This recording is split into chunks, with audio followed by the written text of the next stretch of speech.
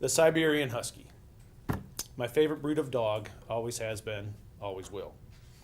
My wife and I had been married for less than a year by the time I talked her into getting our first four-legged child. We named her Kishka. She was so cute and lovable. Being first-time parents of this lovely creature, we were a bit unaware of the steep learning curve that was coming our way.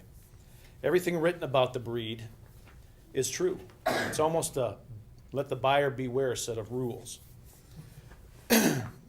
The problems, excuse me, everything was great for the first year and a half. No issues, it was great fun.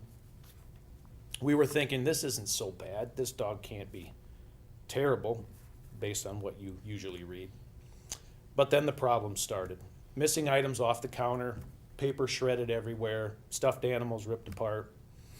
You name it, it began to happen. It's eerie how smart this dog was becoming. This dog had figured out how to lift a bowl of soup off the counter and not spill it.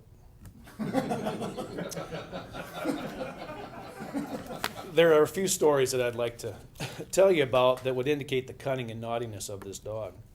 One day I was outside talking with a neighbor in the driveway. My wife had come out. We talked for a few more minutes, went back inside, found the dog standing in the kitchen with a frozen pizza crust in her mouth, just like a Frisbee.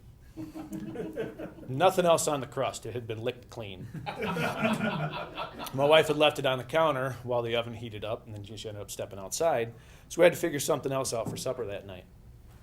Another time, my wife had returned home after giving birth to our first child, and it had been a couple days since she'd been home, and a friend had dropped off a sub. And she was so looking forward to having this sub.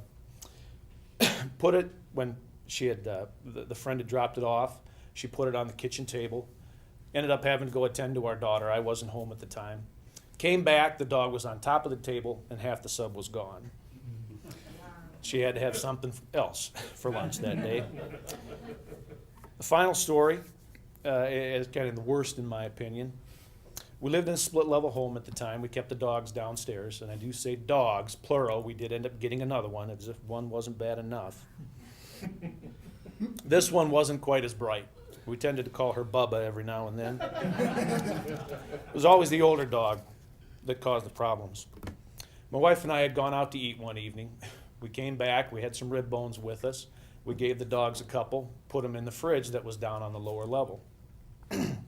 I also kept my beer in that fridge. A bit later, we were upstairs in the bedroom. We had the younger dog with us. Realized, well, where's the older one? So I went downstairs, found the door to the fridge wide open, and the dog trying to grab the container of ribs. So I grabbed those from her, scolded her, shut the refrigerator, put a chair in front of the refrigerator, thinking that was going to be sufficient.